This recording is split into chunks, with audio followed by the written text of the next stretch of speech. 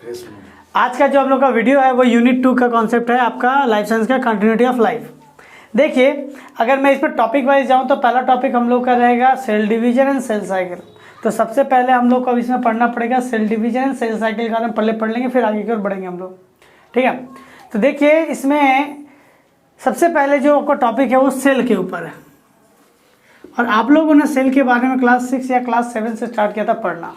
तो आपने क्या पढ़ा था? Cell is a structural functional unit of life, यानी जीवन की सबसे छोटी संरचनात्मक एवं रचनात्मक इकाई है, आप लोगों ने पढ़ा था। और आप लोगों ने उसमें क्या पढ़ा था? प्लांट सेल पढ़ा था, एनिमल सेल पढ़ा था, प्रोकैरियोटिक सेल, यूकैरियोटिक सेल पढ़ा था आपने, और उसके अंदर सारे सेल ऑर्गेनेल के बारे में अपने डिस्कस कर लिए थे। ठीक है, अब उसके बाद हम लोग आज के चैप्टर में पढ़ेंगे कि एक सेल दो सेल में, दो सेल चार सेल में, और इस तरह का डिवीजन किस तरह से होता है, हम लोग इस टॉपिक के अंदर पढ़ना है। ठीक है, तो हम लोग सिलेबस के हिसाब से जाएंगे। तो देखिए सबसे पहले हम लोग समझते हैं कंटिन्यूटी ऑफ लाइफ। देखिए लाइफ का कंटिन्यूस चलते जाना, लाइफ का कंटिन्यूस चलते जाना आपको मैं एग्जांपल से समझाना चाहूँगा। जैसे आप समझ सकते हैं कि अगर आपसे कहा जाए कि आज से 400 साल पहले क्या मनुष्य प्रजाति थी, तो आप क्या कहिएगा? बताइए, आज से 400 साल पहले या 40,000 साल पहले मनुष्य प्रजाति थी, तो आप क्या कहिएगा? तो कहा जाएगा हाँ। कहेंगे कैसे पता चला? कहेंगे तो वो मनुष्य, जो मनुष्य प्रजाति मतलब क्या, एक ह्यूमन होगा या दो ह्यूमन होंगे मिनिमम मान के चलते, एक मेल एक फीमेल, इसके भी बच्चे दिए, इसके बच्चों के और बच्चे हुए, वो आगे कंटिन्यूस चलते गए। ठीक है, जैसे हम लोग क्या कहते हैं कि सर ये जो आप एक कोई भी आप बाहर जानवर देख लेते हो, तो कहा जा सकता है कि ये 5,000 साल पहले भी था क्या? कहेंगे सर उसके फॉसिल्स अगर मिलते हैं, स्टडी किया जाता है, तो कहा अगर कहेंगे हाँ हो सकता है। क्यों? कहेंगे उस प्रजाति ने बच्चे दिए, उसके और बच्चे हुए, उसके और बच्चे हुए, इस तरह से लाइफ चलता रहा। उनका तो डेथ हो गया, वो पीछे के चले ख़त्म हो गए, लेकिन उन्होंने लाइफ को कंटिन्यूस रखा। अब इमेजिन कीजिए कुछ प्रजाति के बारे में जो आपने सुना होगा इंडेंजर्ड है, तो या फिर रेड पांडा जो कि इंडेंजर्ड में है अभी।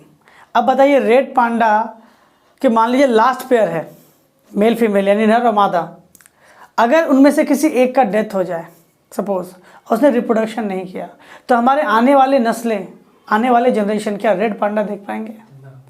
आपने जो वीडियो रिकॉर्ड करके रखे हैं वो देख पाएंगे? वो रियल में देख नहीं पाएंगे, कि उनका रेस खत्म हो गया। तो कहा गया कोई भी ह्यूमन रेस हुआ या किसी भी लाइफ, किसी भी एनिमल का जो रेस है, वो अपने को मेंटेन करने के लिए क्या करना पड़ता है? कंटिन्यूस उसे रिप्रोडक्शन करना पड़ता है। समझा पा रहे हैं आपको? तो रिप्रोडक्शन में क्या होगा कि रिप्रोडक्शन के कारण ही उसका रेस बना हुआ है। रिप्रोडक्शन मतलब क्या होता है? किसी भी एनिमल अपने समान संतान की उत्पत्ति जो कर पाती है, इस तरह के प्रोसेस को क्या कहा जाता है? आपका रिप्रोडक्शन या फिर प्रजनन कहा जाता है। तो प्रजनन एक क्या कह सकते हैं, रिप्रोडक्शन एक बहुत इंपॉर्टेंट फैक्ट है या तरीका है जिसके कारण आपका लाइफ कंटिन्यूस रह सकता है। लाइफ क्या रहेगा? कंटिन्यूस रह पाएगा। ठीक है, अब इसी में कहा जाता है कि सर चलिए इतना तो समझ गए कि ये तो लार्ज स्केल पे था, क्या एक एनिमल ने अपने समान संतान की उत्पत्ति की, लेकिन हम लोग पहले स्टार्ट करने वाले हैं एक यूनिट के हिसाब से। आप लोगों ने सेल में क्या पढ़ा था? मैंने थोड़ी देर पहले आपको डिस्कस किया, क्या जो टर्म कहा था मैंने, structural and functional unit of life. Unit कहा जाता है, सेल को हमेशा यूनिट के नाम से माना जाता है कि सेल यूनिट ऑफ लाइफ है, कभी भी ये नहीं कहा जाता कि पार्ट्स ऑफ लाइफ है। ठीक है, हाँ, तो मैंने जब आपको पढ़ाया था तो मैंने क्या कहा था कि ये क्या है? Cell structural and functional unit of life. Structure मतलब उसका अपना स्ट्रक्चर होता है, बेसिक स्ट्रक्चर, वो आगे बढ़ते जाते हैं तो आपका टिश्यू बनता है, ऑर्गन बनता है, बॉडी बनता है, वो अलग बात है। फंक्शनल क्यों कहा जाता है? सेल को फंक्शनल इसलिए कहा जाता है क्योंकि हमारे अंदर जितनी भी एक्टिविटीज़ है जो कि एनिमल के अंदर होनी चाहिए, वो सारे एक्टिविटी किसके अंदर आपको देखने को मिलेंगी? एक सेल के अंदर देखने को मिलेंगी। क्या हमारी तरह वो भी रिस्पिरेशन कर सकते हैं? Cellular respiration. हमारी तरह वो भी आप कर सकते हैं रिप्रोडक्शन कर सकते हैं। रिप्रोडक्शन का मतलब क्या था? अपने समान संतान की उत्पत्ति करना, 1 से 2, 2 से 4, 4 से 8, 8 से 16 होना। ठीक है, तो वही तो आपका सेल डिवीजन कहलाया। तो सेल भी अपने आप को क्या कहता है? कंटिन्यूस ग्रोथ करवाता है, डेवलपमेंट होता है, और सेल के अंदर भी रिप्रोडक्शन होता है। तो ये सारे कॉन्सेप्ट किससे रिलेटेड है? आपके कंटिन्यूटी ऑफ लाइफ। तो लाइफ का कंस्टेंट आप कह सकते हैं कि लाइफ का कंटिन्यूस रहने के लिए क्या हो सकता है? कह सकते हैं कि लाइफ का कंटिन्यूस होने के लिए हमें लाइफ का किसी भी एनिमल के अंदर रिप्रोडक्शन का होना ज़रूरी है। रिप्रोडक्शन कहने से मेरा मतलब क्या है, अपने समान संतान की उत्पत्ति करना, अपनी संख्या को बढ़ाना, अपनी संख्या को बढ़ाना, ये क्या है मेरा कॉन्सेप्ट कहने का। ठीक है, अब बुक में आते हैं तो देखिए इसमें क्या कहा गया है, जितने भी मल्टी सेलुलर एनिमल है उन सब के अंदर डिविजन्स होते हैं, सेल भी अपने आप को डिवाइड करते हैं। एक सेल कितने सेल में बढ़ जाते हैं, 2, और ये 2 डॉटर सेल आगे जाके किस में कन्वर्ट हो जाते हैं, 4। तो देखिए 2 तरह का डिवीजन होता है। अगर मैं बात करूं सेल डिवीजन के हिसाब से, मान लीजिए आपका एक सेल है जो कि इस तरह का मैच्योर सेल है, मैं न्यूक्लियस दिखा रहा हूँ, ये मैच्योर सेल है, सेल डेवलप हो गया। इसके बाद एक सेल अपने आप को कितने सेल में तोड़ लिया, देखिए तो 2 तरह का डिवीजन होता है, एक में 2 तरह का तोड़ा। अब ये क्या होगा, अपने आप को ग्रोथ एंड डेवलपमेंट करवाएगा, और ग्रोथ और डेवलपमेंट करा के ये भी अपने आप को क्या कर सकता है, देखिए इसके समान हो गया, ये भी ग्रोथ एंड डेवलपमेंट करके क्या होगा, अपने समान बड़ा हो गया, हाँ या ना। इस तरह के डिवीजन को मैं क्या कहूँगा, आप क्या कहिएगा, सेल डिवीजन।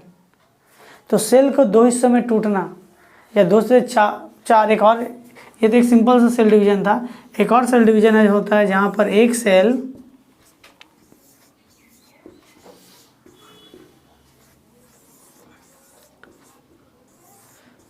चार सेल में टूट जाते हैं। इस तरह के 2 तरह के सेल डिवीजन आप देख पाएंगे, एक ये और एक ये। ठीक है, तो ये डिवीजन जो किया जाता है इससे क्या होगा, अब देखिए कहेंगे सर एक ही साइज तो था, उसको मैंने 2 इक्वल 2 हाफ में तोड़ दिया, ये ग्रो होकर वापस इसके साइज में आ गया, ये ग्रो होकर इसके साइज में आ गया। बताइए सेल की संख्या बढ़ी, स्पेस बढ़ा, एरिया ज़्यादा लिया, तो यही कहलाएगा आपका क्या, सेल डिवीजन। और इसी के अंदर आपका ग्रोथ एंड डेवलपमेंट का कॉन्सेप्ट आता है। ठीक है, तो इसमें क्या कहा जा रहा है आपका कि हर सेल के अंदर ये कैपेबिलिटी होती है कि वो अपने प्री एग्जिस्टिंग सेल के समान टूट के अपने आप के नया सेल को डेवलप कर सकती है। देखिए इस सेल के अंदर एक कैपेबिलिटी थी कि अपने समान सेल की उत्पत्ति कर पा रहा है, हाँ या ना। इसी को कहा गया है सेल डिवीजन। क्या कहा गया है, सेल डिवीजन। और जहाँ कभी कभी हम लोग देखते हैं यहाँ एक सेल से 2 सेल में टूटता है, कभी कभी सेल क्या है, एक सेल से कितने सेल में टूटता है, 4 सेल में टूटते हैं, जिससे सेल की संख्या बढ़ती है। और इसी को कहा जाता है हाइपरप्लासिया भी कहा जाता है। देखिए आपके बुक के पहला पैराग्राफ में लिखा है लास्ट की तरफ कि सेल डिवीजन करके जो सेल की संख्या बढ़ती है, सेल का जो नंबर इंक्रीज होता है, इसे क्या कहा गया है, हाइपरप्लासिया। तो बाई चांस आपका कभी भी एग्जाम में मैच द फॉलोइंग के अंदर आएगा हाइपरप्लासिया, इधर लिखा रहेगा सेल डिवीजन, अलग चीज़ है, तो आपको पता नहीं चाहिए कि सेल का जो डिवीजन का जो नंबर इंक्रीज होता है वो किससे रिलेटेड होता है, हाइपरप्लासिया से। MCQ के अंदर आ सकता है, या फिर मैच द फॉलोइंग के अंदर, या फिर आप कह सकते हैं true false, filling the blank के अंदर, ये सब आ सकता है। ठीक है, तो ये था थोड़ा सा इंट्रोडक्शन। देखिए अब सेकंड कॉन्सेप्ट आपका क्या है, relationship among chromosome, DNA and gene. देखिए 3 चीज़ों को समझना है आपको, क्रोमोसोम, DNA और जीन। आई होप कि यही तीनों कवर करने में आज की वीडियो ख़त्म हो जाएगी, अगर अच्छे से आप इसको समझते हैं तो। ठीक है, तो देखिए इन तीनों के रिलेशनशिप सब समझना पड़ेगा, क्योंकि क्रोमोसोम क्या है, कहाँ रहता है, किस तरह दिखता है, DNA में भी सेम और जीन में भी सेम। तो देखिए आप सब ने एनिमल सेल बनाया होगा, ऐसा याद आ रहा है किसी को, nucleus, nucleolus, mitochondria, endoplasmic reticulum, ठीक है, गोल्गी बॉडी, ये सब चीज़ इसके अंदर बना देते हैं, याद है। अब आपने देखा होगा इसके अंदर एक डार्क पार्ट था जिसे न्यूक्लियोलस कहते थे, और इसके अंदर बहुत सारी पतली पतली रेखाएं इस तरह से सब मिला हुआ था, देखा था आपने कभी। तो पूरे चैप्टर में हम लोग इसी रेखाओं के बारे में पढ़ेंगे, किसके बारे में पढ़ेंगे, इसी रेखाओं के बारे में पढ़ेंगे। ठीक है, इसका नाम क्या है,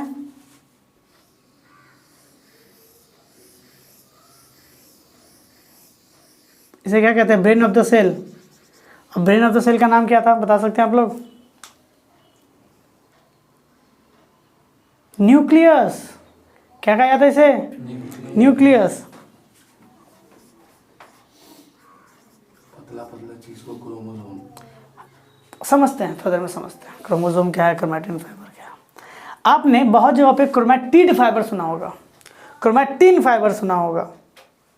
ठीक है, तो उसके बारे में समझ लेंगे। तो देखिए, अगर मैं सेल के अंदर से, पूरा सेल से सिर्फ न्यूक्लियस को निकालूं, सिर्फ किसको देखना है, न्यूक्लियस को निकालूं, सिर्फ इस न्यूक्लियस को निकालता हूं, तो देखिए कैसा दिखेगा। ठीक, डार्क कंडेंस पार्ट होता है, इसका नाम क्या होता है, न्यूक्लियोलस। ठीक है, पूरा कंडेंस है। और इसके अंदर एक पतली सी क्या होती है, थ्रेड। आप देख पा रहे हैं, मैं एक ही थ्रेड को घुमा रहा हूँ ऐसे करके, देख पा रहे हैं। इस धागे को कहा जाता है क्रोमैटिन नेटवर्क। समझिएगा, हर टॉपिक, हर चीज को समझिएगा यहाँ पर। क्रोमैटिन नेटवर्क, समझा पाए। और आप देख पाएंगे न्यूक्लियस के जो ये होता है, ये क्या होता है, कौन सा, ये न्यूक्लियस है ना, मेम्ब्रेन, इसके अंदर थोड़े थोड़े क्या होता है, छोटे छोटे गैप्स होते हैं, गैसेस एक्सचेंज के लिए, वेस्ट मटेरियल को आसपास उस पार इस पार भेजने के लिए। ठीक है, इसे कहा जाता है न्यूक्लियस पोर। न्यूक्लियस पोर, ये इंटरनल एक्सटर्नल क्या होता है, मटेरियल को आने जाने के लिए इसका यूज होता है। देखिए, इस पतली सी जो रेखा इसके अंदर घूम रही थी, तार की तरह जो घूम रही, इस तार का नाम क्या है, क्रोमैटिन नेटवर्क। और इस फाइबर को क्रोमैटिन फाइबर भी कहा जाता है। क्या कहा जाता है, क्रोमैटिन फाइबर भी कहा जाता है। अब सवाल आता है कि ये क्रोमैटिन नेटवर्क या क्रोमैटिन फाइबर जो आप कह रहे हैं, किसका बना है, प्रोटीन का बना है। ये क्रोमैटिन फाइबर किसकी बनी हुई है, प्रोटीन की बनी है।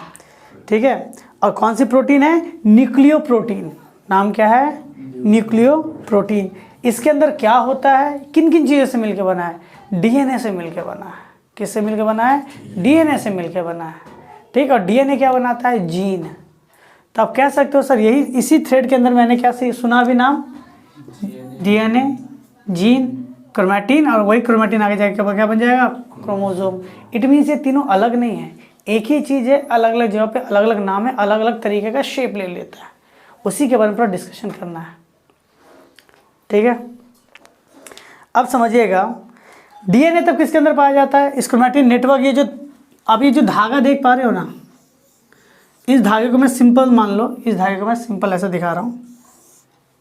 ये धागा जो आप देख पा रहे हो उसको मैंने स्ट्रेट कर दिया ऐसे करके, नॉर्मली ऐसे। तो क्रोमैटिन नेटवर्क का ये वायर है, तो क्रोमैटिन फाइबर कहलाएगा, हाँ या ना। क्रोमैटिन फाइबर बना किसका है, अगर मान लीजिए आपके पास मैं मैग्नीफाइंग ग्लास दे दूं, समझिएगा, इसका नाम क्या, क्रोमैटिन फाइबर है। क्रोमैटिन नेटवर्क, जो पूरा जाल फैला हुआ क्रोमैटिन नेटवर्क, सिर्फ जाल को अगर उठा के सिंगली अगर देखा जाए तो क्रोमैटिन फाइबर। इसको अगर मैं जूम करके देखने जाऊँ, नहीं होता है, हम लोग माइक्रोस्कोप में जूम करके देख लेते हैं। तो मान लीजिए मैंने इस पार्ट को, इस हिस्से को जूम करके देखा, तो पता है आपको ये हिस्सा कैसा दिख रहा होगा,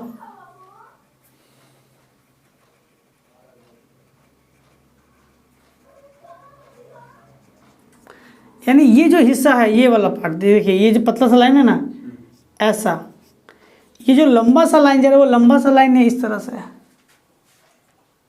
कॉइल है ऐसे करके। इट मीन्स इसको अगर मैंने जूम करके देखा तो मुझे कैसा दिखेगा, क्लियर है। लेकिन हम लोग तो यहाँ पर भी शांत नहीं है, शांति बोल के हमारे बॉडी के अंदर कुछ होता नहीं है। तो देखिए, ये जो पार्ट है ना, इसको मान लीजिए मैं स्वेटर के धागे की तरह खोल देता हूँ, इसको जूम करके देखना है मुझे। अब किसको देखो, जूम करके देखना है, समझा पा रहे हैं आपको। ये जो कुछ आप जो नहीं देखते, बंगाली में कहा जाता है कुछ कानो टाइप पे, आपने जो देख पा रहे हो, ये ऐसा करके जा रहा है। इसको अगर मैं जूम करके देखना चाहता हूँ, मुझे क्या मिलेगा, या इसको मैं खींच दूँ लंबा, देखिए मैं जूम ऐसे करके, ये पार्ट है।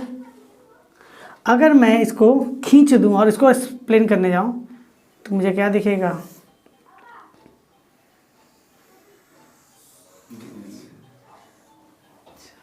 तो ये जो वायर आपने देखा, वो वायर क्या है, डबल वायर इस तरह घुमा हुआ है। ठीक है, और ये वायर ऐसा वैसा वायर नहीं, ये क्या है आपका, डीएनए। अब यहाँ पर भी शांति नहीं है हमें, इन दोनों जो सीढ़ी की तरह को स्ट्रक्चर जैसे तोड़ दीजिए ऐसा करके। चलिए मैं इसको ऐसे खोल देता हूँ,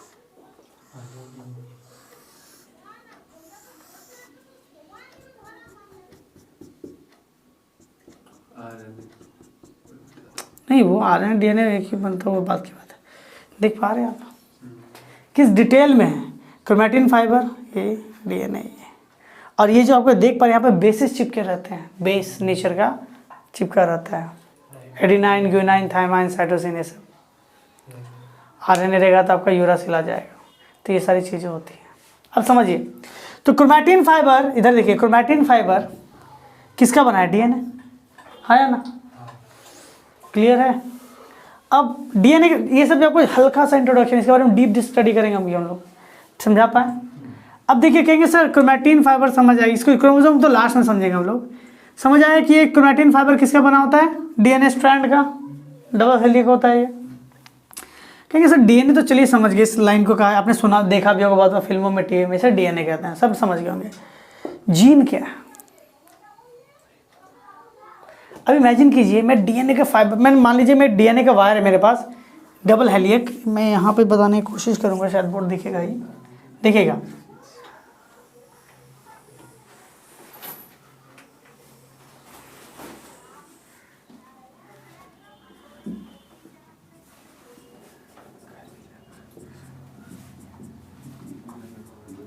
ये DNA स्ट्रैंड जा रहा है, आया ना? ठीक है। अब मैं इसको बहुत सेट में बांटता हूँ, यहाँ से यहाँ तक एक सेट, यहाँ से यहाँ तक एक सेट, यहाँ से यहाँ तक एक सेट। कितना? Set 1, set 2, set 3। एक मैंने दो का मान लिया है सपोज। तो DNA को ना बहुत सारे सेगमेंट में बांटा जाता है, ठीक है? इस सेगमेंट को कहते हैं जीन। क्लियर है? तो एक क्रोमैटिन फाइबर में कितने जीन होते हैं? बहुत सारे। क्योंकि देखिए, इतना छोटा पार्ट में ही, इतना छोटा पार्ट में मैंने इतने सारे DNA दिखा दिए, ये तो बहुत लंबी चलती है। तो DNA क्या है? देखिए, क्रोमैटिन फाइबर किसका बना हुआ है?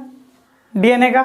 DNA का सेट का नाम क्या है? बहुत सारे टुकड़ों का नाम क्या है? जीन। तो मैं कह सकता हूँ क्रोमैटिन फाइबर में बहुत सारे जीन है, ठीक है?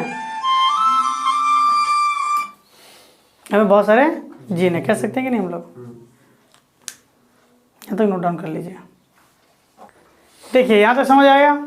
अब देखते हैं, आपको दिखाया गया था क्या, देखिएगा, ये DNA है, मतलब इसका मतलब हाँ या ना? तो DNA का जो एक अनफोल्ड पार्ट जो आता है, इसे वो कहा जाता है न्यूक्लियोसोम। क्या कहा जाता है इसे? न्यूक्लियोसोम कहा जाता है, ठीक है? Each fold of unit of DNA and protein is called nucleosome. उसके वजह प्रोटीन चिपका होता है, उसे क्या कहा जाता है? न्यूक्लियोसोम। अब इसमें दिया गया है क्या? Difference between chromatin and chromosome. तो देखिए, आपने क्रोमोसोम कभी भी पढ़िएगा ना, तो जनरली क्रोमोसोम आपका ऐसा दिखता है, ठीक है? ये कैसे बने बताया जाएगा। ये आपका क्या है? क्रोमोसोम। और ये जो आपकी टुकड़े की तरह, जो नहीं वायर की तरह मैंने दिखाया, तार की तरह, ये क्या है आपका? क्रोमैटिन। क्या है? तो देखिए, अच्छा मैं थोड़ा हिंट दे देता हूँ, फिर इसमें समझा आपको, जैसे समझ आएगा। देखिए होता क्या है, ये फिर मैं पढ़ाऊँगा जब सेल डिवीजन पढ़ाऊँगा तब। देखिए, ये न्यूक्लियस के अंदर ये जो क्रोमैटिन फाइबर है, ऐसा था ना, एक सर्टेन स्टेज पे कंडेंस होने लगा। ये जनरली दिखता नहीं है। क्रोमोसोम का मतलब मैं बता दूं, क्रोमोसोम का मतलब था कलर पार्ट। सेल के अंदर जो कलर पार्ट है, कलरफुल पार्ट है, उसका नाम क्या हो गया था? क्रोमोसोम। सेल के अंदर कोई भी पार्टिकल सही से कलरफुल आपको दिखेंगे नहीं, कलरफुल सिर्फ एक ही पार्ट होता है, उसका नाम क्या है? क्रोमोसोम। ठीक है? तो क्रोमोसोम होता है क्रोमैटिन फाइबर। क्रोमैटिन फाइबर ऐसे दिखता है नहीं। मैं इसका एग्जांपल देना चाहूँगा कैसे। देखिएगा, आप लोग ने जब छठ पूजा में देखे होंगे, छठ पूजा में क्या होता है? घाट साफ होता है कि नहीं? तो जिन घाट साफ करने के लिए जो उतरते हैं, पूरा पानी कैसा दिखता है आपको? हरा हरा, काला नहीं होता, हरा हरा। ठीक है? तुम तो अब छोटे नाले पे गिरा दोगे तब तो, नाला नहीं, तालाब। हरा हरा दिख रहा है, तो हरा हरा तालाब को जब साफ करते तो हाथ ऐसे निकालते तो हाथ के ऊपर क्या दिखती है आपका? हल्का हल्का हरे रंग की जाली दिखे हो कभी आपने? देखा है कि नहीं जाली? ऐसा कहीं चिपका हुआ रहता है। जिस हरे पार्ट को आपने देखा ना, पतली पतली धारियाँ होती, जाली होती हैं। तो देखो ऊपर से तुम्हें पानी हरा दिख रहा है, क्यों दिख रहा है? उसी के वजह से। अगर उसे हटा दिया जाए तो क्लियर है। तो उसी तरह, लेकिन धुंधला दिखता है, आपको हरा दिखता है, आपको क्या वायर की तरह कुछ भी दिख रहा होता है? नहीं दिख रहा होता ना। लेकिन इमेजिन करो कि कोई ऐसा तुमने केमिकल डाल दिया जिससे जितने भी वो सब ग्रीन पार्ट, एल्गी पार्ट था, वो सब एक साथ आ गया। एक साथ आ जाए तो क्या होगा, एक रोप जैसे, एक रस्सी जैसा मोटा सा दिखेगा, पूरा पानी साफ, एक जब मोटी मोटी रस्सियाँ दिखनी शुरू हो जाएंगी, हाँ या ना। देखो मैं कहना ये चाहता हूँ कि मान लेते हैं पानी ऐसा दिखता था, समझ नहीं आ रहा था, पूरा धुंधला धुंधला धुंधला। आपने कुछ ऐसा केमिकल डाल दिया कि सारे वायर क्या हो गए,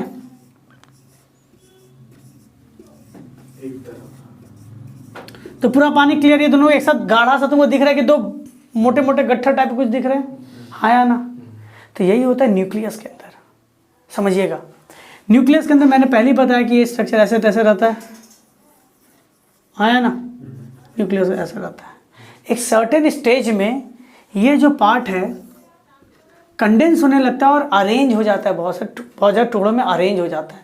वो टुकड़े कैसे हो जाते हैं, ऐसा, ठीक है। कुछ समय बाद ये जो लाइनें हैं ना, ये जो आपके इस तरह पार्ट है, देखिए क्रोमैटिन फाइबर जो है, तो क्रोमैटिन फाइबर ऊपर से मुड़ने लगती है, नीचे से मुड़ने लगती हैं, और ये मुड़ के हो जाती हैं कैसे, देखिए यही पार्ट ये ऊपर से मुड़ गया और ये नीचे से मुड़ गया। अब मुड़ने के बाद क्या हो जाता है, देखिएगा ऐसा बना लिया। एक और क्रोमैटिन फाइबर ऐसे, एक और इधर भी, तो मान लो एक था तो ऐसा था, दूसरा भी कहीं ना कहीं, अगर मैं एक और लेता हूँ इधर, तो ये भी क्या होगा आपका, मुड़ेगा। इसको मैं मान लेता हूँ ए डैश, इसको मैं मान लेता हूँ बी डैश। अब दोनों ओवरलैप कर जाए, दोनों क्या हो जाए, ओवरलैप, यानी ऐसा,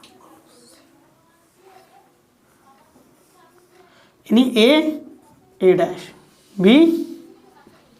अब ये क्या कहलाएगा बताओ, क्रोमोसोम। तो क्रोमोसोम बना कब, जब जब दो क्रोमैटिड या क्रोमैटिड आपस में फॉइल्ड होकर ओवरलैप कर रहा है, तो क्या दिखा आपको। लेकिन जनरली ऐसा रहता तो क्या कहलाता है, क्रोमैटिड। क्या कहलाता है, क्रोमैटिड। ये भी क्रोमैटिड, ये भी क्रोमैटिड। ये जब फोल्ड हो जाता है तो क्या कहलाता है, क्रोमोसोम, ठीक है। तो वही कहा जा रहा है, डिफरेंस क्या है दोनों में, क्रोमैटिन एंड क्रोमोसोम में। Chromatin is unfolded, chromatin folded है क्या, अनफोल्डेड है। अनकंडेंस, ये कंडेंस है ही नहीं, दिखता ही नहीं, इसकी तरह एकदम धुंधला दिखेगा आपका, क्लियर है ही नहीं। आपको पता है कि इसके अंदर कुछ है, बट क्या समझ नहीं आ रहा। तो क्या हो गया, chromatin unfolded, condense, uncondense, extended DNA, DNA इसमें लंबा खुला खुला हुआ है, ठीक है। लेकिन क्रोमोसोम क्या है, इस तरह का कंडेंस है, फोल्डेड है, ठीक है। कंडेंस डीएनए और क्या है, फोल्डेड है, ठीक है। तो ये क्या कहलाएगा आपका, क्रोमोसोम। क्रोमोसोम और condense chromatin and chromatin is, हाँ ये तो हो गया, क्लियर हो गया। यहाँ तक ये डाउट है। अब बताइए पूरे न्यूक्लियस के अंदर आपको क्या दिखेगा, क्रोमोसोम दिखेगा या क्रोमैटिन फाइबर दिखेगा, क्रोमोसोम। क्यों, ये मोटे गठरी के समान है, रस्सी के समान, ये दिखेगा। लेकिन क्रोमैटिड है, दिख रहा है, लेकिन वो कैसे लगेगा आपको, धुंधला है। क्लियर है या डाउट है। तो कभी भी आपको क्रोमोसोम और क्रोमैटिड में डिफरेंस कहा जाए तो आप समझ पाएंगे डिफरेंस क्या है, हाँ या ना, ठीक है। अब देखिए इसमें क्या कहा गया है। अब जनरली सेल के भी फेजेस होते हैं, थोड़ा डिस्कस करेंगे उसको थोड़ी देर बाद, ठीक है। अब थोड़ा क्रोमोसोम में हम लोग डिस्कस करने वाले हैं।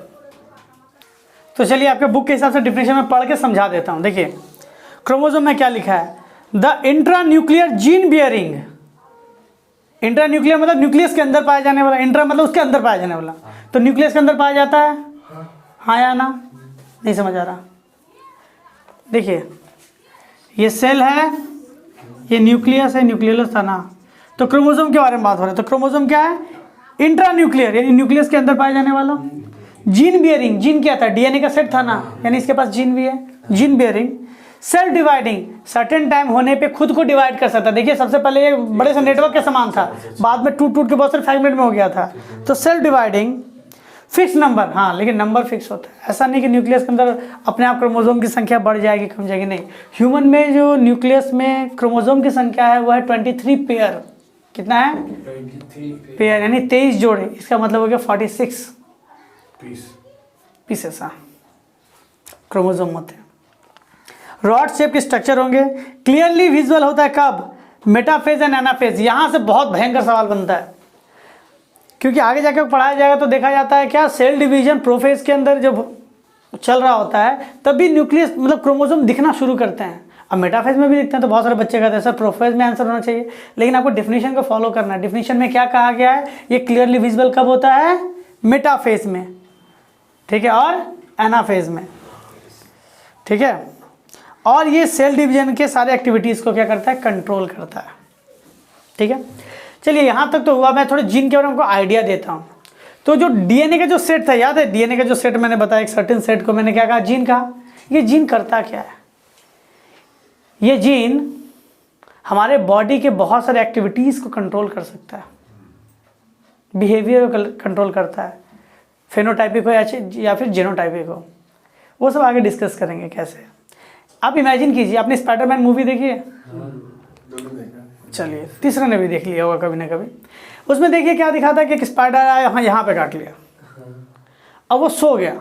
अब देखिए उसमें अगर आपके पास मूवी हो तो रिवाइंड करके देखिएगा, उसमें क्या दिखाता है, जब सो रहा होता है तो देखिए डीएनए के स्ट्रक्चर को दिखाया जाता है, एक लाल रंग का, एक ब्लू कलर का, लाल टूट रहा है, ब्लू जुड़ रहा है, टूट रहा है, जुड़ रहा है, टूट रहा है, जुड़ रहा है, यानी डीएनए में छेड़खानी हो गई, डीएनए बदल गया। देखिए उसके अंदर का बिहेवियर बदल गया, वो देखिए क्या जालियाँ छोड़ने लग गया, ये है बिहेवियर। तो आपके बॉडी के जीन को मैं चेंज कर दूँ तो आप भी चेंज हो जाओगे। आपके आई का कलर ब्लैक है, ब्राउन है, अगर जीन में छेड़छाड़ करके मैंने सब ब्लू कर दिया, आपकी आई बॉल का ये क्या हो जाएगा, ब्लू हो जाएगा। सोच लीजिए, आइरिस ब्लू हो जाएगा आपका। तो ये जीन के कारण ही है, आपके जीन में छेड़छाड़ कर दी गई, ठीक है। आपका जीन कह सकते हैं आपके बॉडी का ब्लूप्रिंट है, ब्लूप्रिंट की कहाँ पे क्या क्या होना है, बुनियादी चीज़ें हैं। नहीं तो प्रोग्रामिंग फिक्स किया रहता है, तो प्रोग्राम चेंज कर दो क्या होगा। आपने फिल्मों में देखा होगा, कार्टून में देखा होगा, रोबोट था, ग्रीन चिप था तो अच्छा ही वो इनोसेंट था, ग्रीन चिप निकाल के जैसे रेड चिप था वो बदमाश बन गया। तो सर वही जीन है सर, जीन कहते हैं कोडिंग से डिकोडिंग कर दीजिए, सारे बिहेवियर बदल जाएंगे आपके। तो बॉडी के एक्टिविटीज़ को कौन कंट्रोल करता है, जीन। यहाँ तक कि हम लोग बॉय होंगे या गर्ल, कौन डिसाइड करता है, जीन। आगे जाकर पढ़ाया जाएगा, क्रोमोसोम उसके अंदर है, ठीक है। जीन हमारे बिहेवियर को, हमारे कलर को, आवाज़ के टोन को, आपके हाइट को, अधिकतर चीज़ों को इन्फ्लुएंस या कह सकते हैं आप इफेक्ट कर सकता है। क्लियर है। तो जीन क्या आपके, आप कह सकते हैं आपका बॉडी का ब्लूप्रिंट है, वो समझा पाए। तो जीन होता किसके अंदर है, क्रोमोसोम के ऊपर सेट है, किसका सेट है, डीएनए का। तो जीन को बदलने का मतलब किसको तोड़ना होगा, किसको के अंदर छेड़छाड़ करने का, डीएनए के अंदर आप छेड़छाड़ कर दीजिए, जीन बदल गया। समझा पाए। चलिए, chromosome was first name by W Waldeyer in 1888। During metaphase of the cell division, chromosome are clearly visible and countable under compound microscope. Compound microscope के अंदर से ये देखना पॉसिबल हुआ था। और एक बात बता दी, जो क्रोमोसोम दिखते हैं ना, बहुत ही सर्टेन मिनट के लिए देते, थोड़े मिनट के लिए दिखे फिर गायब, उतना देर के अंदर ही सेल डिवीजन कंप्लीट। बहुत ज़्यादा मतलब बहुत ही फास्ट होता है प्रोसेस, थोड़ी देर में हुआ बस कंप्लीट, ठीक है। अब आते हैं डीएनए में, जो इतनी देर से हम लोग चिल्ला रहे हैं, डीएनए डीएनए डीएनए, ठीक है। देखिए ये जो डीएनए है, डीएनए का फुल फॉर्म क्या हुआ, deoxy ribo nucleic acid, deoxy ribo nucleic acid, it means DNA.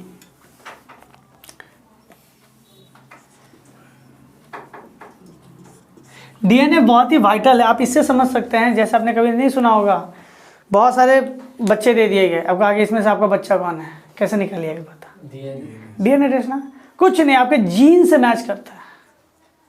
सोचिए, तो डीएनए किस लेवल तक आप मतलब आप ये पहचान सकते हैं, भले आप कई सालों बाद आ रहे हैं झुंड में, तो सबका टेस्ट करा के पता कर सकते हैं। फिल्मों और सीरियल में काफ़ी फेमस है ये, पता ही होगा।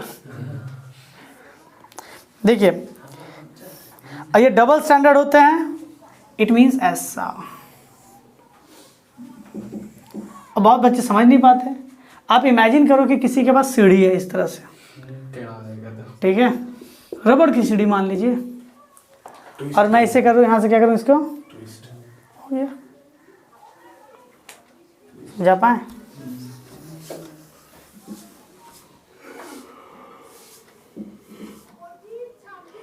देखिए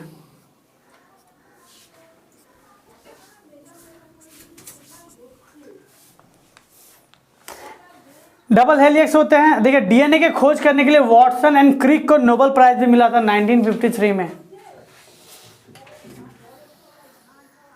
ये डबल हेलिक्स होते हैं, दिख रहा है जैसे कि आपको, और चेन से बंधे होते हैं। एक का नाम होता है अल्फा, एक का नाम क्या होता है बीटा। और इन दोनों के बीच कौन सा बॉन्डिंग होता है? इन दोनों, इसके बीच में, इस सब के बीच में कौन सा बॉन्डिंग होता है? Hydrogen bonding. कौन सा बॉन्ड होता है? हाइड्रोजन बॉन्ड होता है। ठीक है। और ये दोनों चेन क्या होता है आपस में? एंटी पैरेलल, यानी पैरेलल हो नहीं सकते।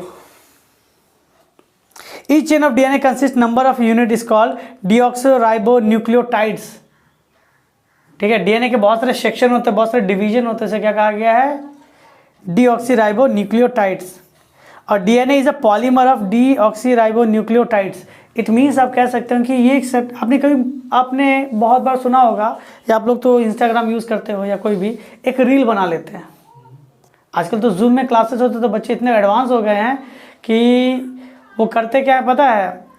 वो एक आप 4 मिनट या 3 मिनट का एक वीडियो बना लेते हैं आराम से बैठ के ऐसे ऐसे करके, या फिर पेन वेन लगा के। ठीक। और जब मैम देखने के क्लासेस स्टार्ट होते हैं जूम में, तो वही वीडियो लूप में डाल के हम लगा देते हैं। अब बैठे रहोगे तो गर्दन एक साइड है, पहले फोटो लगा दिया तब वीडियो लग रहा है, तो वो ऐसे देख रहा है, ऐसे देख रहा है, ऐसे देख रहा है, ऐसे, मतलब एक लूप में है। तो उसको मैम को पता ही नहीं चला 1.5 घंटा का वीडियो, 1.5 घंटा की मूवी में वो वीडियो चिपका दिया कि बस लूप में चले जा रहा है। तो वही चीज़ आप मान लीजिए डीएनए के अंदर भी एक सर्टेन है, उसका फिर कई लूप में वही चीज़ रिपीट रिपीट रिपीट रिपीट, यानी चेन लंबा होता चला गया। यानी ये क्या है? पॉलीमर है। यानी मोनोमर, किसका मोनोमर है? इसका मोनोमर है डीएनए, डीऑक्सीराइबोन्यूक्लिक एसिड। तो डीएनए तो उसे वो कई बार रिपीट कर दीजिए, 1000-10,000 बार रिपीट कर दिया, उससे सब चेन के साथ चिपका दीजिए, तो क्या होगा? चेन लंबा सा हो जाएगा। तो बस वही है, समझा पाए आपको? तो इसलिए, और हर चेन के मतलब जो स्टार्टिंग का सेगमेंट है उसे क्या कहा गया? पॉलीमर ऑफ डीऑक्सीराइबोन्यूक्लियोटाइड, इसीलिए कहा गया। न्यूक्लियोटाइड मतलब एक सेक्शन, वही सेक्शन कई बार रिपीट होकर लूप में चल रहा है, तो क्या कहलाया?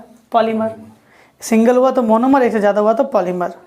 2 consecutive deoxyribonucleotides are interconnected by phosphorus diester bond.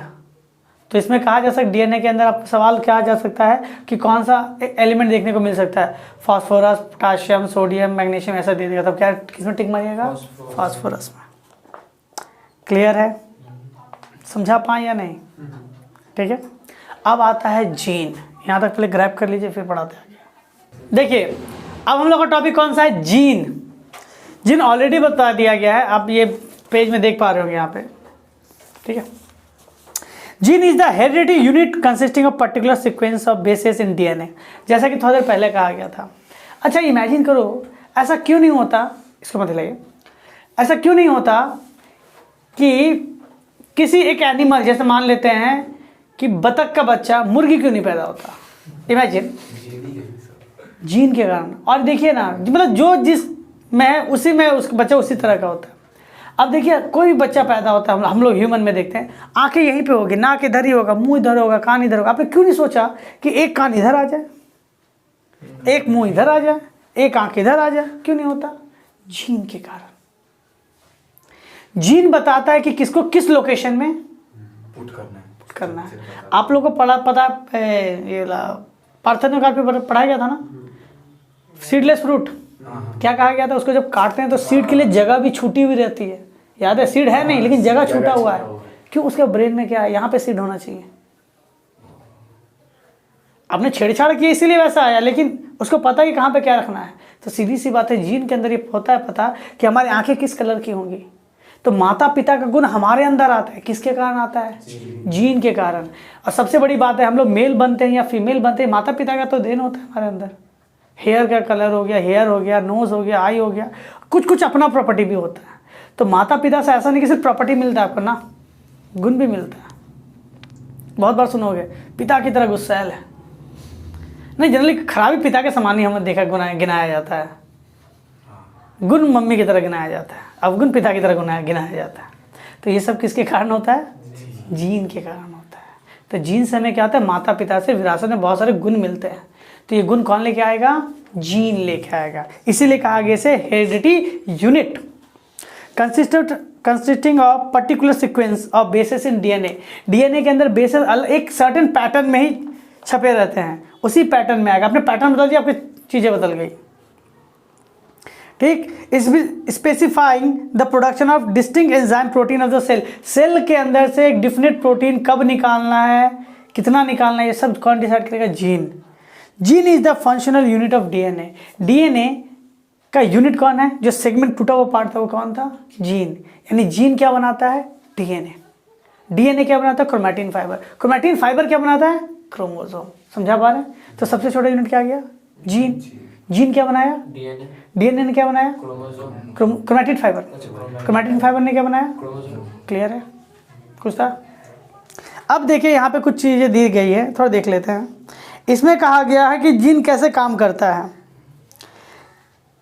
Gene के अंदर कुछ इंफॉर्मेशन कैरी करने के लिए जीन mRNA सिंथेसाइज करता है। मतलब डीएनए अपने आप को तोड़ के आरएनए बनाता है। जब हायर क्लासेस में जाइएगा तो पढ़ाया जाएगा कि डीएनए टूट के आरएनए बनता है, आरएनए जोड़ के डीएनए बनता है।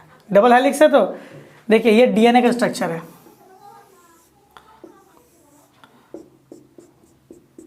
ठीक, अब मान लीजिए इसके एक स्ट्रैंड को मैंने काट के अलग कर दिया, या इसको मैंने करके अलग कर दिया, जैसे यहाँ से सिर्फ सिंगल पार्ट को रखा है, घुमाव पड़ता ना ऐसा करके। तो सर ये हुआ डीएनए और ये क्या है आपका?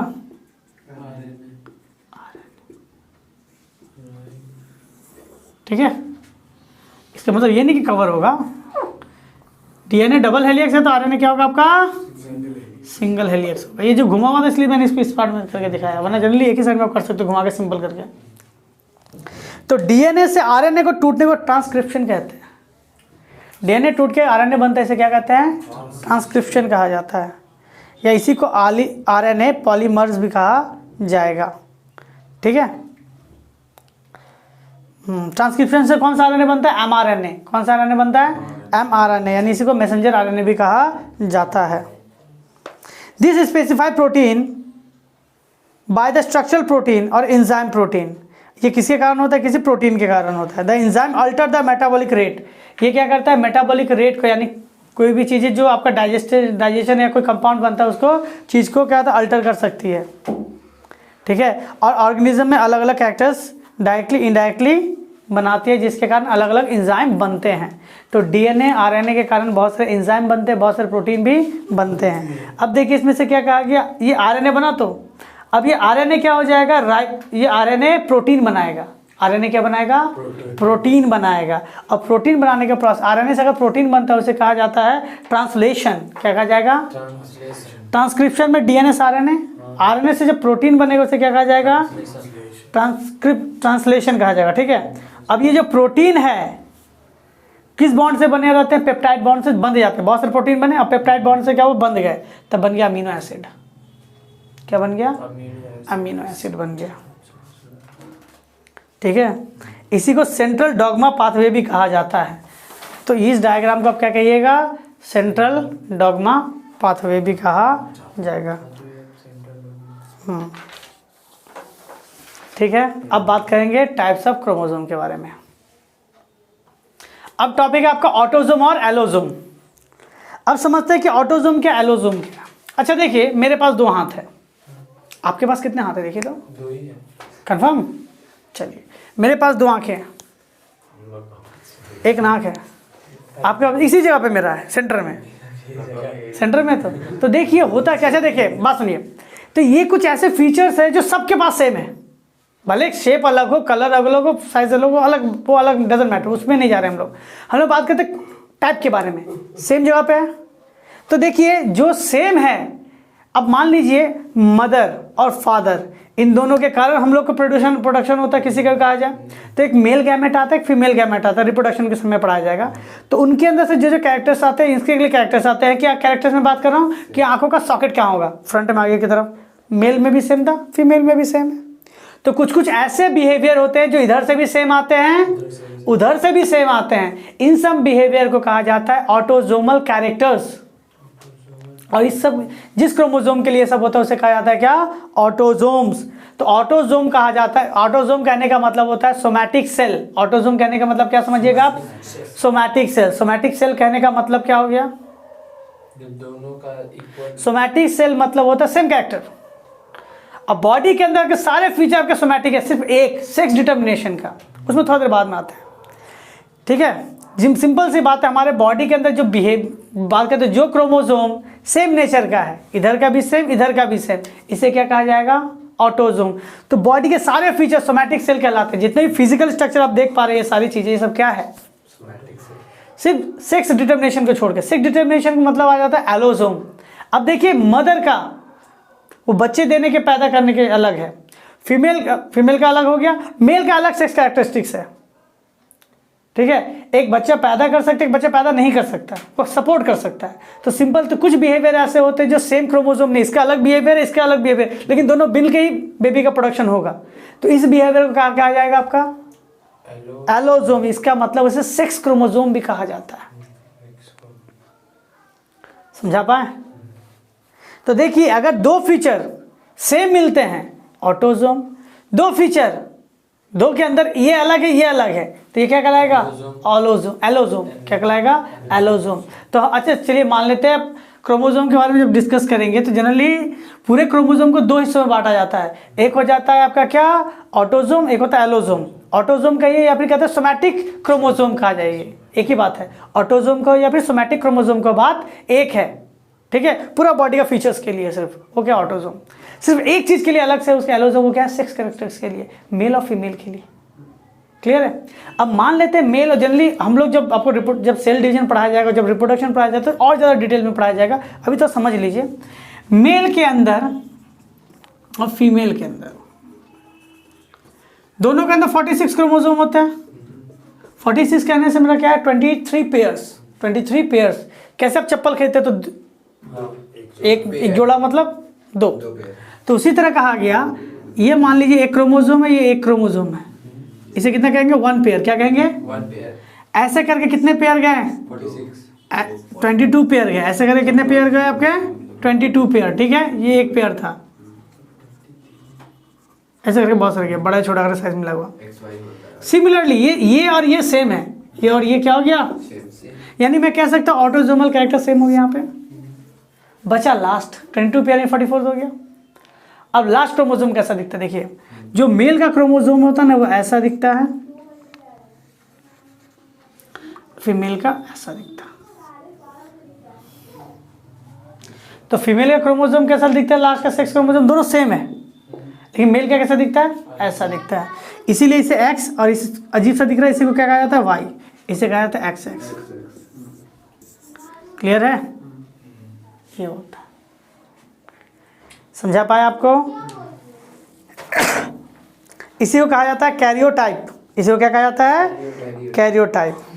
ठीक है, तो आप देख के बता सकते हो डिफेक्टेड, सॉरी डिफेक्टेड कहना गलत होगा, आप कहिए डिसिमिलर क्रोमोसोम किस में दिख रहा है आपको?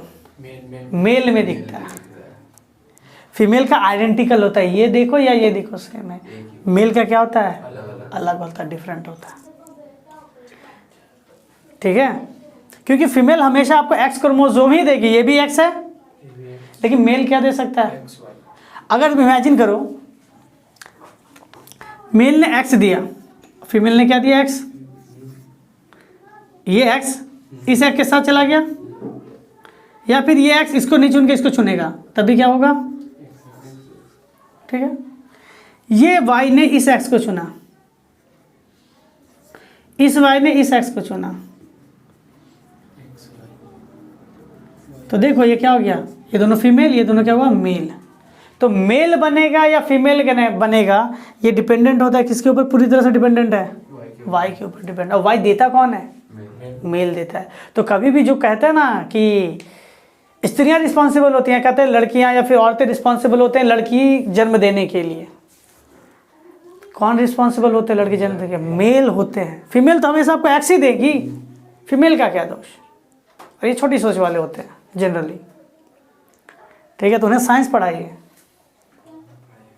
ठीक है, तो जनरली आपका कह सकते हैं आइडेंटिकल क्रोमोसोम किसके अंदर दिखता है? फीमेल के अंदर। फीमेल हमेशा एक्स ही तो दे सकती है, मेल क्या देता है? एक्स और वाई क्रोमोसोम। क्लियर हो गया? और जनरली क्रोमोसोम की संख्या अगर 2 के पेयर में है, इसे कहते हैं डिप्लॉइड, और 2 के पेयर में नहीं है तो उसे कहा जाएगा क्या? हैप्लॉइड। तो सोमैटिक क्रोमोसोम के बारे में बता दिया गया। सोमैटिक क्रोमोसोम मतलब जो बॉडी के फीचर्स को देखता है। और जो आपका सेक्स क्रोमोसोम किसे कहा जाएगा, जो सेक्स डिटर्मिनेशन के समय जब बेबी थे, जब उसमें लड़का बनेगा लड़की बनेगा, उस समय जो था उसे क्या कहा गया, सेक्स क्रोमोसोम। ठीक है, तो एक्स वाई से समझ आ गया आपको कि मेल का क्रोमोसोम जो होता है वो हमारे क्रोमोसोम, मेल का फीमेल का क्रोमोसोम सोमैटिक सेल में सब सेम है, सेम। सिर्फ क्या है जो सेम नहीं है, सेक्स क्रोमोसोम लास्ट वाला पेयर बस नहीं है। क्लियर है। और सेक्स क्रोमोसोम को ही क्या कहा जाता है आपका, सेक्स सेल को ही जर्म सेल भी कहा जाता है, याद रखिएगा, जर्म सेल।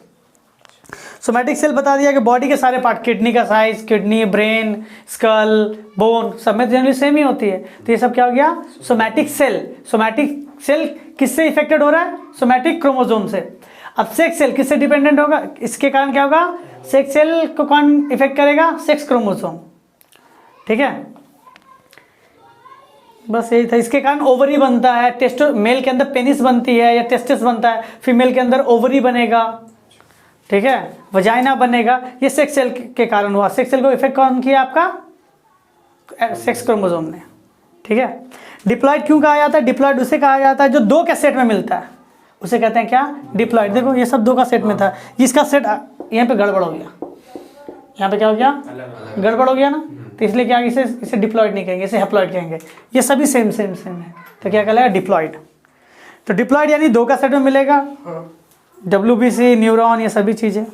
हैप्लॉइड क्या होगा, जो दो के मल्टीपल में नहीं मिलेंगी, हैप्लॉइड। हैप्लॉइड और डिप्लॉइड में अंतर है। इसके बाद हम लोग बात करेंगे क्या, क्रोमोसोम के स्ट्रक्चर के बारे में। तो नेक्स्ट क्लास में हम लोग क्या डिस्कस करने वाले हैं, क्रोमोसोम का स्ट्रक्चर। ठीक है, उसको अच्छी तरह से डिस्कस करेंगे। आई होप ये आज तक समझ आ गया होगा आप लोगों को।